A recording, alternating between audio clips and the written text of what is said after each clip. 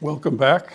We're talking with John J. Nance the whole hour, and very, very interesting person that you are. We're going to switch over to Heather. She's got some questions. Yeah, somewhere in all this, with all these careers, you also got into journalism. Let's talk about that.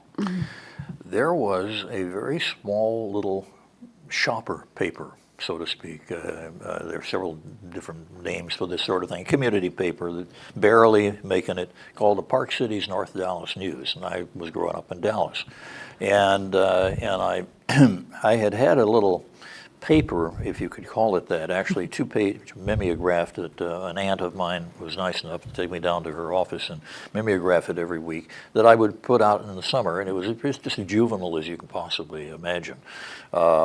But that got the attention of the dean of journalism at Southern Methodist University, and who had a friend who ran this little shopper, and she had called me up out of the blue and said, why don't you write some stuff for us? Well, I managed to parlay that into being the aviation writer for Park Cities North Dallas News. They needed that like a hole in the head. They needed that like an IRS audit. I mean, it was ridiculous, but she was so gracious. Gladys Harden was her name, and I appreciate her.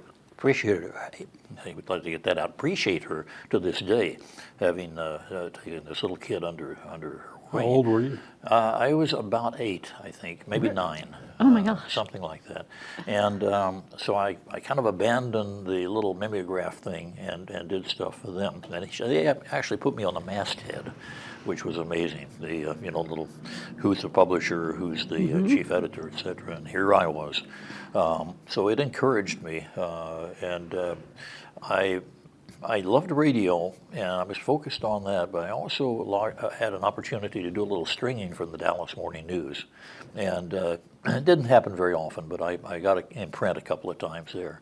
So when you then look down the road at what your own definition of journalism is, and when I got into news with WFAA there in Dallas as a radio and TV newsman, mostly radio, there was kind of an ethic that went with it, and I had been taught that ethic very, very well, even though I'd never had a course on it as such.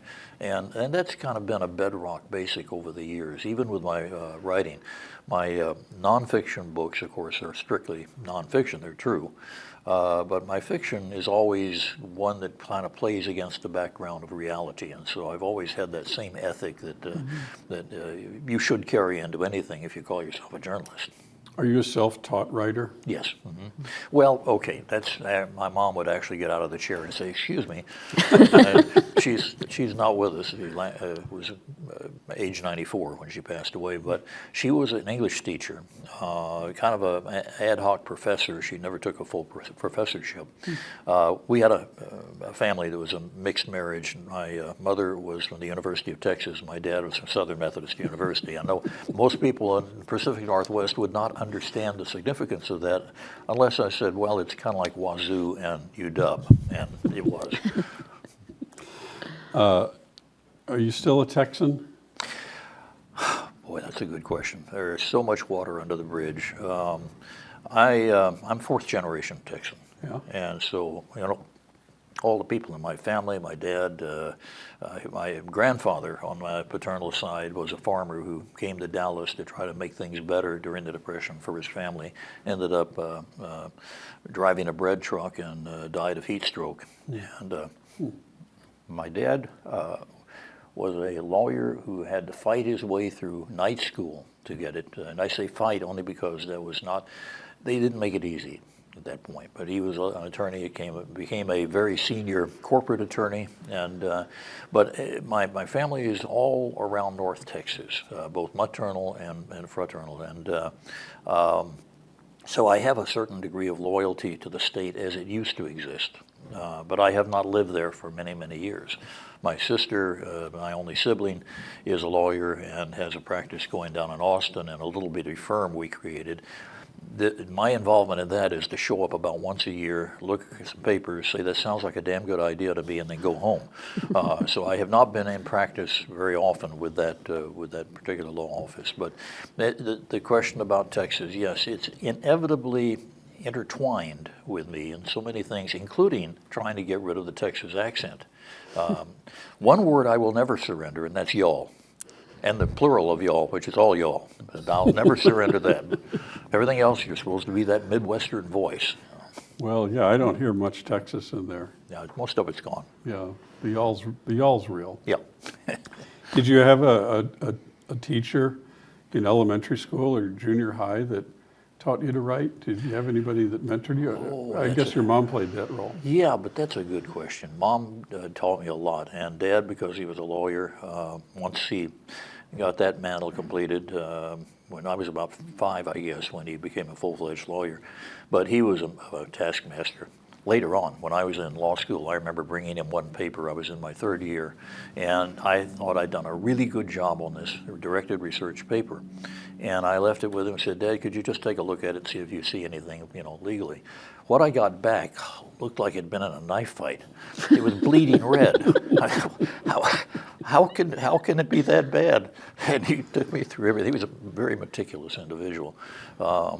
But no, Mom's influence was there. Dad's influence was there. Yeah. To the extent, especially, of anything you put on paper is you. That's what you're representing yourself to be, and I think there were a lot of other influences on the side, but it was mainly family.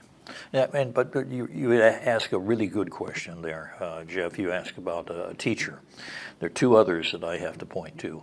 One was a librarian in my little elementary school who, Helen was her first name. I can't remember her second name, which is terrible, but I can't right now.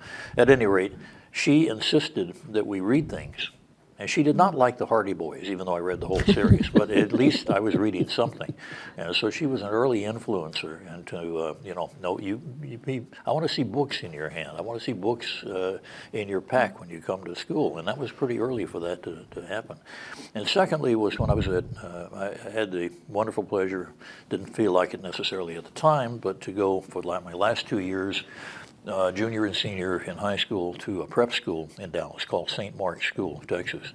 Those folks took raw material and whipped it into shape. And I had a professor in there, and that's what I would call him. Not really a professor, it's not in college, but he was the equivalent. He'd written 3 books over his career, and his name was Victor White. He spoke with a very erudite, almost British accent, but he was a tremendous influence on basically saying what you mean in ways that people will understand, not just saying, hey, Ma, look, I'm writing. I actually had that phrase used by the other man I was telling you about, my not agent, but editor at William Morrow, who called up one day and he said, chapter number 14, John, he says it's basically like this. Look, Ma, I'm writing. And I said, is it that bad? He said, yes, let's just overhaul that completely. Well, that's great.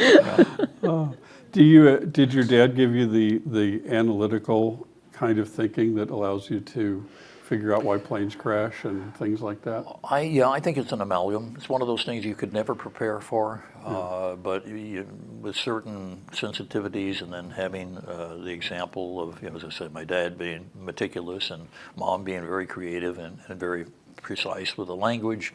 I think all of that had a direct effect. But I've long thought, and I've talked about this in public a number of times, that if I had just an inkling of what might lie ahead back there when I was 10 or 15 or so on, I would have gone down one road or another. Aviation would have been part of it, and probably writing and broadcasting, but how in the world would you put all this together? Let me tell you what I really still am amazed at.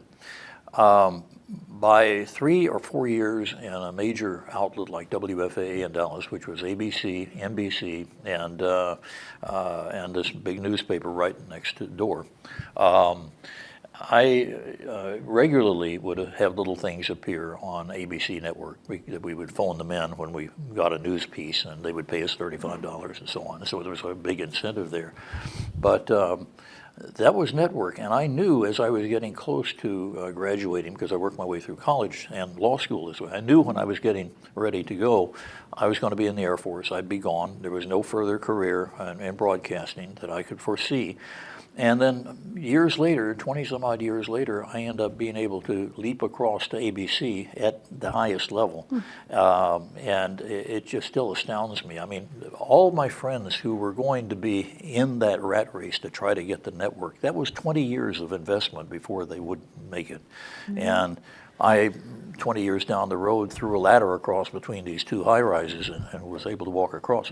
Although Charlie Gibson, and most everybody will remember, Charlie hosted Good Morning America for a long time. Wonderful individual and a great newsman too. He cautioned me one day. We were talking. I said, you know, I would love it if I could maybe guest host a show at one point. He said, no, don't. He said, let me tell you something. He said, everybody here accepts you because they know you're a pilot and you know what you're talking about. But if you try to be one of us without 20 years in the trenches, they will eat you alive. And he was so right. He was so right. I never made that mistake. I can tell you a couple of people who did. But, What, you know, all lawyers are specialists. What was your specialty in law? air law.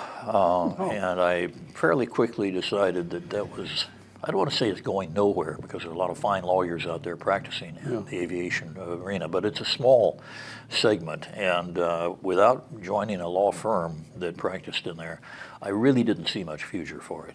So I pretty much curtailed my practice to keeping current and, you know, keeping the bar current and so on. With one exception, I did fight a case that got all the way to federal appeals and won it.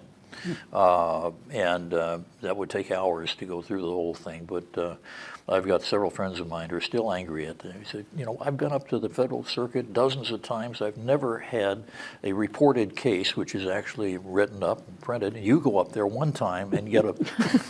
I'm seeing a little bit of luck in your path. Oh, yeah. A few lucky breaks. There were some real lucky breaks. And I wouldn't thought at that time, I was so concerned about winning this thing against a ridiculous level of bureaucracy at a lower level that I had said to my client, until we get in front of a federal judge or a panel of judges, we're not going to get anybody who cares about the law.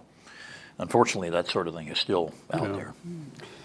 Well, we're not going to get political here in my next question. We've even worked this out, so we're not going to mention candidates, political parties, or anything like that. However, we're recorded now, so we can cut it out. So, but I've talked to you, you know, numerous times, and there's one situation in our current landscape that has you very concerned, and it's related to the law.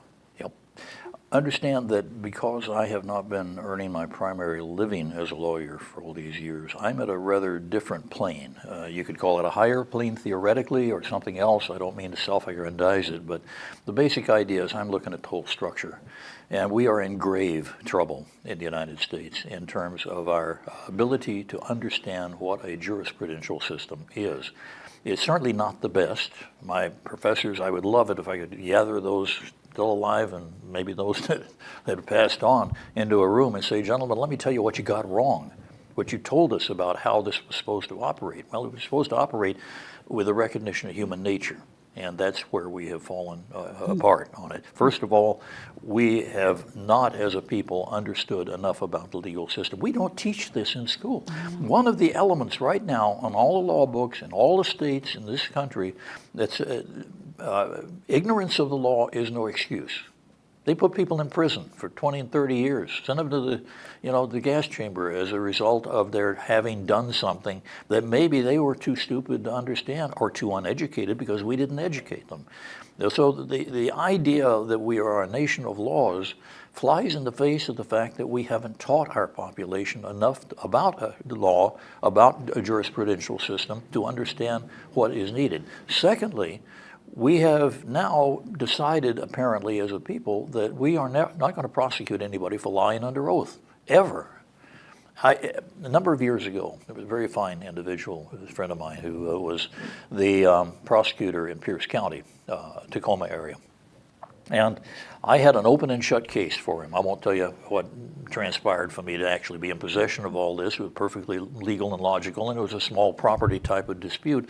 But the other guy had gotten in under oath in a deposition and just lied his way through the whole thing. We had photographic evidence that the line of trees, he said, was there 10 years ago, was only planted 3 years ago. Photographic evidence, open and shut. And I took it to my friend, and he said, John, we get too many rapists and bank robbers and murderers. Like, I don't have time to do this. And I said, wait, you're going to blow my head up here. I said, what do you mean you don't have time to do it? This is one of the most basic aspects of jurisprudence, is if you have a reasonable prospect of getting the truth out of somebody, then you've got a reasonable opportunity to try to administer justice. But if you don't have that capability, or people know that they can lie with impunity, which they do today, 3 generations now, then you have leached the sand out from beneath the feet of the system. And that's where we are. And when you lose that, when you lose the rule of law, the understanding of it, the practice of it, and to a certain extent the ability to be a little bit frightened because you know people will be prosecuted for that, that doesn't exist anymore. And that used to be the go-to way. When you couldn't prove the bigger case or the more complicated case, if, you know, the FBI and the prosecutors would focus on a lie. That's right. And then everything, you know, in theory, you could unravel from that point. Yep. So if you give that up, you're giving up a really big tool. Yeah, we're in trouble. We're in big trouble, and it's going to be a generational thing to get it back. But first, we've got to start with a consensus that we have to repair this, not only with respect to perjury, but with respect to teaching the basics in law. Mm-hmm. Wow. Well, I'm going to pivot once more before our last break here, and then we're going to come back and talk about CNL2 and radio and television and all stuff like that. But I very rarely in my life have been able to talk to someone who was in Dallas in November 22nd of 1963. Probably not pleasant for you, but how old were you on that day? Well, let's see. I was 63, and I was 17. Mm-hmm. I think 17. What was that day like? Continues to be incredibly surreal, although my memory of the details are very... I had a press card. I was the youngest kid in Texas to have a press card. So I could go places like the basement of the Dallas not courthouse, but the police department, and walked out of there 10 minutes before Ruby shot Oswald. 10 minutes. And I'd been downtown. I would know what else to do. I mean, when this occurred, when the assassination occurred, my dad's office was at 1201 Main, and the president had come right under his window.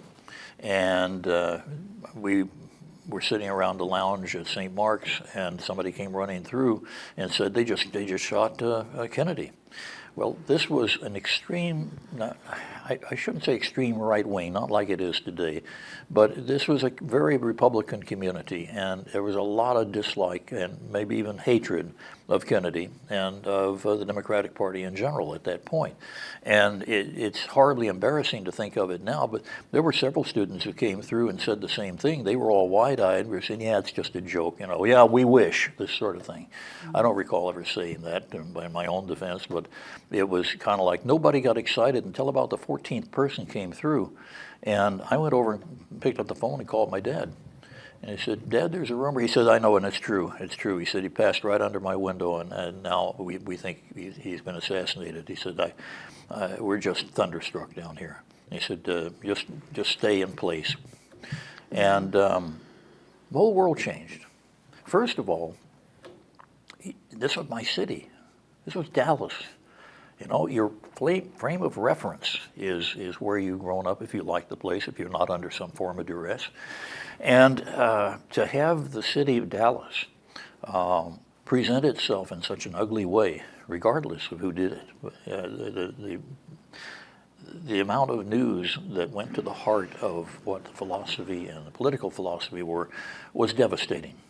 And there are a lot of other things and examples I could give you, but that's why the next day I wandered downtown and wandered into the police department, simply using my press card to get in. But I just kind of wanted to look at it and see if it was real. It was that feeling, there wasn't anything coherent or logical about what I was doing, but I still think, 10 minutes, and I walked out of there because I got bored. They were waiting for him for over an hour, and that, of course, was one of the most iconic pictures that came out of that. Dallas took a long time to recover. I have said jokingly of my adopted city of Tacoma when I was there for 32 years that, there was an inherent inferiority complex attitude. Matter of fact, I've joked with the mayor down there a number of years ago that we were basically an inferiority complex with the city council, and we needed to get out of that. Okay, we lost the railroad. Guys, that was 100 years ago. But Dallas had always placed itself on a higher pedestal, and the crash in that was very painful, very painful. That went on for decades. Well, it's some would say it's affecting life today.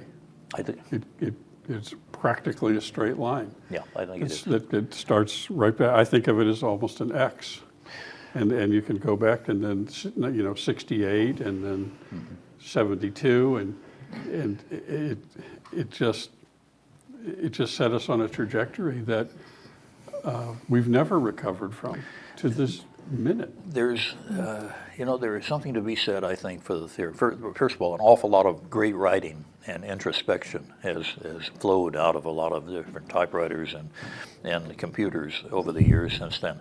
But one of the other elements of this, too, is, when you realize that there is no such thing as a typical family, and everybody has that recognition of one sort or another, whether it's vicarious or whether it's in person, mostly in person.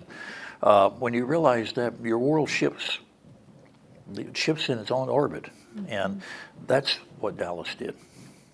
Well, thank you for being willing to talk about that. I do appreciate that, and I can see it's upsetting 60 years later. Yep. So I'm sorry. That's been 60 years, hasn't it? I think 61. Yeah. We talked about comedy. There's another thing we just can't get anything funny out of. And there had been a lot of stuff based on Von Meter and the First Family album that was a comedy album that made good fun of the president and so on. And then to have it end all like that was really extraordinary. But, All right. Well, thank you again. We'll be right back.